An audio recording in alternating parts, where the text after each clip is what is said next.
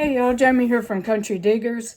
Today's video is going to be the last of my soda bottles that I have. And we're going to talk about Pepsi, Coca-Cola, RC, Dad's Root Beer, and Virgil's Root Beer. So stay tuned. Alright, first off we'll start with Coca-Cola. These are two commemorative Coca-Cola bottles that a friend gave me.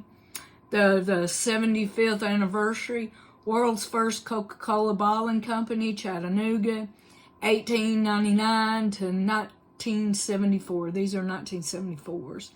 And this just says, bottled under authority of the Coca-Cola commemorative bottle, Chattanooga, Atlanta, Georgia.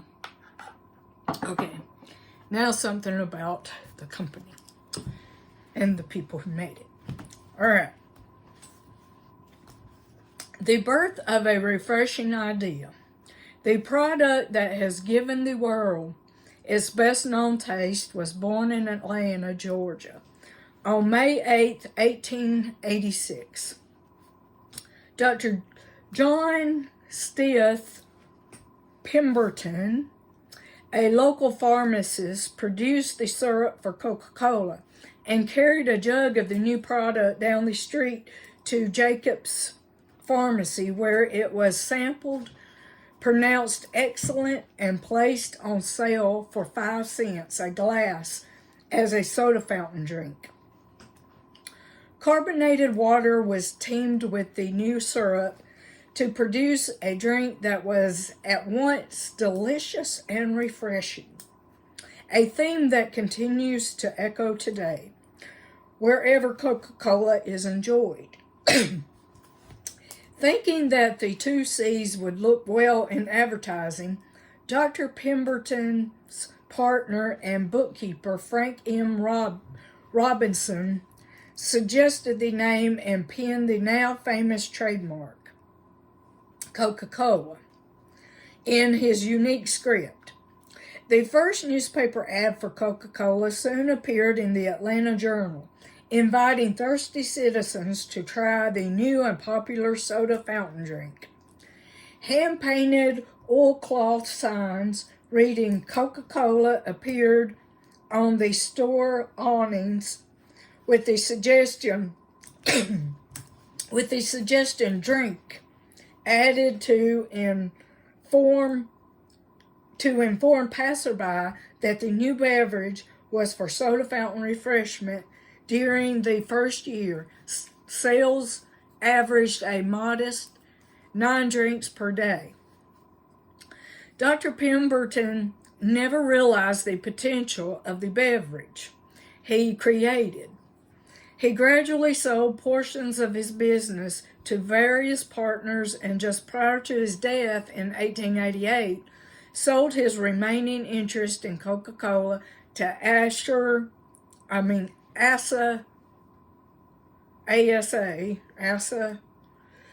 G. Candler, an Atlantean with great business acumen. Mr. Candler proceeded to buy additional rights and acquire complete control. Okay, the Pemberton original secret Coca-Cola recipe is this: 1 ounce caffeine citrate, 3 ounce citric acid, 1 U.S. fluid ounce vanilla extract, 1 U.S. quart lemon juice, 2.5 ounces of flavoring, or better known as merchandise 7X, and I'll get to what 7X has in it in a minute. 30 pounds sugar, 4 U.S. fluid extract of cocoa leaves, flavor essence of the cocoa leaf, that is cocaine, 2.5 U.S. gallons of water, and caramel. Excuse me. Mixed caffeine, citric acid, and lemon juice in 1 quart boiling water. Add vanilla and flavoring when cool. Okay, now, the flavoring or the merchandise 7X is 1 quart alcohol, 80 drops of orange oil, 40 drops of cinnamon oil, 120 drops of lemon oil, 20 drops of coriander oil, 40 drops of nutmeg oil, 40 drops of neroli oil, and let it stand for 24 hours. If y'all want to get a notion to fix some real Coca-Cola, there's your recipe. All right, next we have Pepsi. This is the only Pepsi bottle I have right now. Just a big giant Pepsi 2 liter. And it's a 1970s or 80s bottle. But Pepsi Cola was created by Caleb D. Bradham, 1866 to 1934, a pharmacist in New Bern, North Carolina. Hoping to duplicate the success of Coca-Cola, Bradham named his sweet cola-flavored carbonated beverage Pepsi Cola in 1898. The drink proved so popular that in 1902, Bradham incorporated Pepsi Cola Company. After many years of moderate prosperity, the company fell on hard times after World War I and was recognized and reincorporated on several occasions in the 1920s. In 1931, the company's trademark and assets were picked up by Charles G.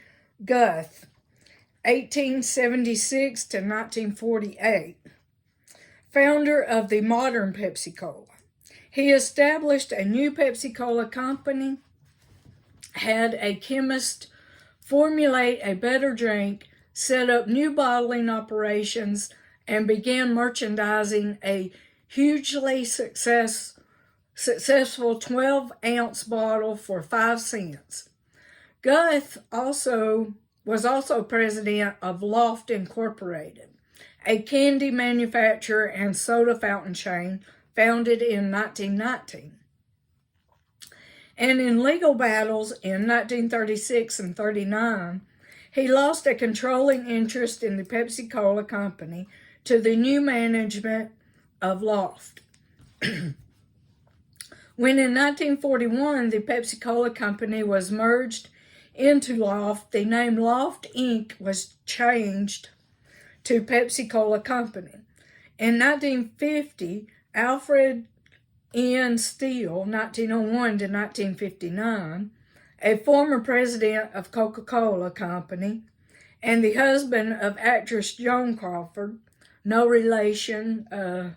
She used a fake name, so it's no relation. Her name wasn't even Crawford. Okay. Became chief executive officer. His emphasis on giant advertising campaigns and sales promotions increased. Pepsi Cola net earnings 11-fold during the 1950s and made it the chief competitor of Coca-Cola. After Steele's death, his wife, actress Joan Crawford, became an active director of the company. In 1965, Pepsi Cola merged with Frito-Lay Inc., the maker of snack foods such as Fritos, Doritos, Lay's potato chips, and rolled gold pretzels.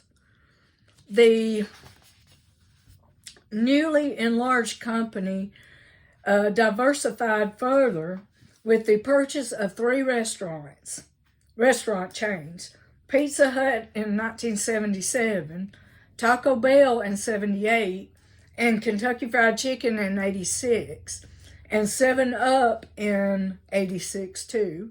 But in 1997, the restaurant chains were spun off into a new separate company called Tricon Global Restaurants. Looking to add more products that were considered healthier, PepsiCo acquired the Tropicana and Dole juice brands from the Seagram Company in 1998. And in 2001, it merged with the Quaker Oats Company to form a new division, Quaker Oats and Beverages.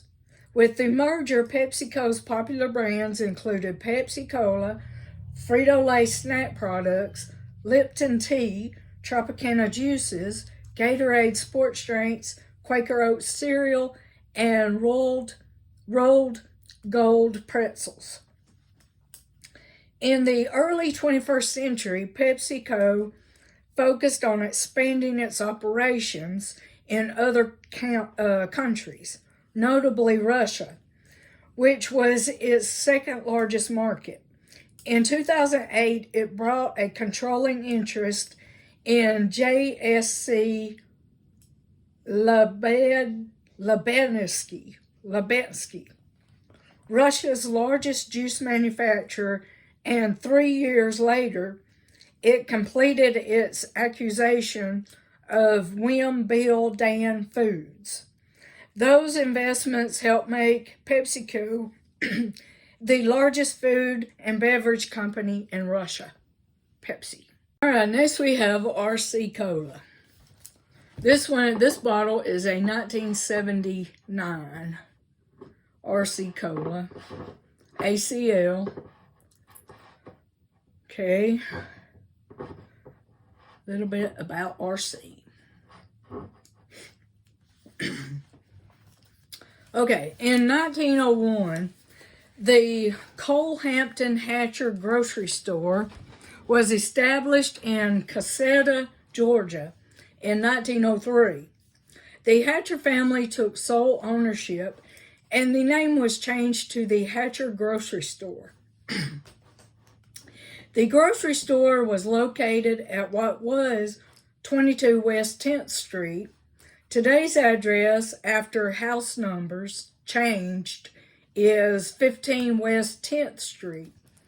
At the same time, the popularity of bottled soft drinks rose rapidly, and grocery store owners wished to maximize their profit. As a grocery wholesaler, Claude A. Hatcher produced a larger volume of Coca-Cola syrup from the local company, salesman Columbus Roberts. Hatcher felt that the company deserved a special reduced price for the syrup since it purchased such large volumes. Roberts would not budge on the cost, and a bitter conflict between the two erupted. Hatcher told Roberts he would win, I can't read my own writing. He would win the battle by never purchasing any more Coca-Cola, and was determined to develop his own soft drink formula. He started developing products in the basement of the store with a recipe for ginger ale. Hatcher launched the Union Bottling Works in his basement, in his family's grocery store, The first product in the Royal Crown line was Royal Crown Ginger Ale. Now, RC stands for Royal Crown, if y'all didn't know. Okay. In 1905, followed by Royal Crown Strawberry and Royal Crown Root Beer. In 1907, cherry-flavored cherry cola was introduced. The company was later renamed Cherry Cola in 1910. In 1924, its new fruit-flavored beverage, Knee High, was introduced. This led to the company's renaming in 1925 to Knee-High Inc. Following its founder, Claude A. Hatcher's death in 1933 and Cherry-Cola being reformulated in 1934 by chemist Rufus Kamm, K-A-M-M, the company reintroduced the Royal Crown to launch Royal Crown Cola. The company itself went on to change its name from Knee-High Inc. to Royal Crown Cola Company in 1951. In the 1950s, Royal Crown Cola and moon pies were popular working man's lunch in the American South.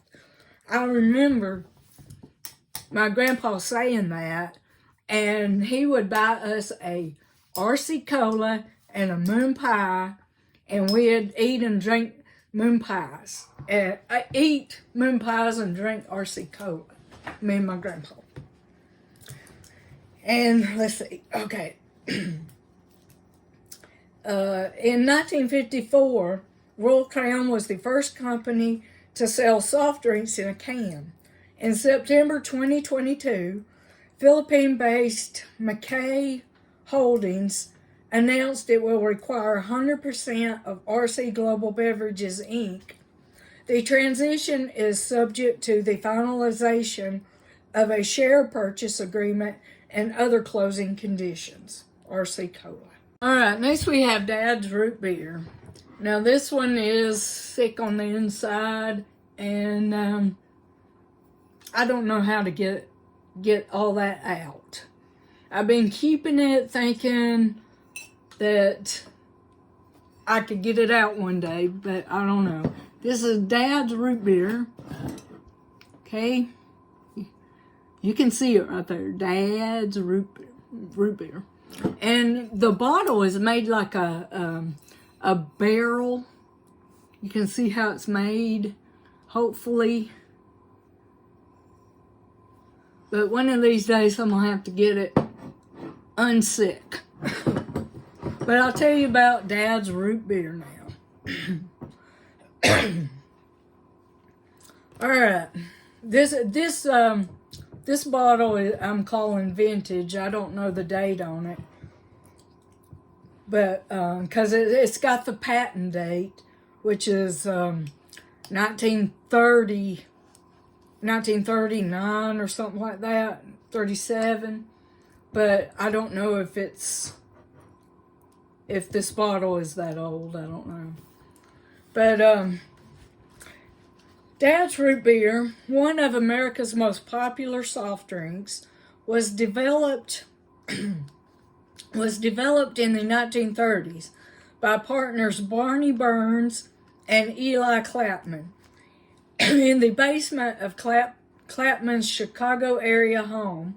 The first trademark registration was filed on September 24th, 1938. Granted on February 14, 1939, to the Dad's Root Beer Company of Chicago. And alleged use since February of 1937. Dad's unique and delicious flavor earned a loyal following. The Dad's Root Beer brand was famous throughout the Midwest, and by the late 1940s, was one of the most consumed brands of root beer throughout the U.S. Jules Clapman, son of co-founder Eli, successfully took the Dad's brand international. The name Dad's Old Fashioned Root Beer was selected in honor of Eli Clapman's father and other fathers who used to make root beer at home for their families. And it was popular to make it at home in the early 20th century. In 2007, Dad's Root Beer was purchased from Monarch along with the Bubble Up, Dr. Wells, and Suncrest brands by Hedinger Brands, LLC, and licensed to the Dad's Root Beer Company, LLC. The company headquarters is now located in Jasper, Indiana. Dad's Root Beer. All right, now this one is a Virgil's. The bottle is 2020 special edition Bavarian Nutmeg Virgil's root beer bottle. I bought this at Cracker Barrel thinking, oh, it's going to be a good root beer. I didn't like it. I didn't like it at all. But I do like the bottle, but I didn't like the root beer. The root beer wasn't good in it. But anyway, I'll tell you a little bit about it. Okay, Virgil's root beer is a brand. It's a new root beer too, modern root beer. Virgil's root beer is a brand of root beer that originated in the U.S. The beverage was created in 1994 by Edward Crawley and Jill Fraser Crawley, owners of Crawley Beverages Company. In 1999, Reed's Inc. purchased the Virgil's root beer brand from the Crawley Beverage Company. On November 19, 2018, a class action lawsuit was filed against Reed's Inc. Doing business as Virgil's Soda, alleging that the soda brand falsely labels products as preservative-free. The plaintiff alleges that all natural preservative-free labeling on Virgil's root beer and Virgil's orange cream soda is fraudulent, as they contain citric acid, which is a synthetic, which is a synthetic compound used as a preservative. The U.S. Food and Drug Administration regulations have designated citric acid as a preservative. The plaintiff notes a previous FDA citation against Chiquita for falsely claiming a product as preservative-free when it contains citric acid. Okay, Virgil's root beer. I didn't like it. Somebody else might, but I didn't. All right, that was it. See you back soon. Bye.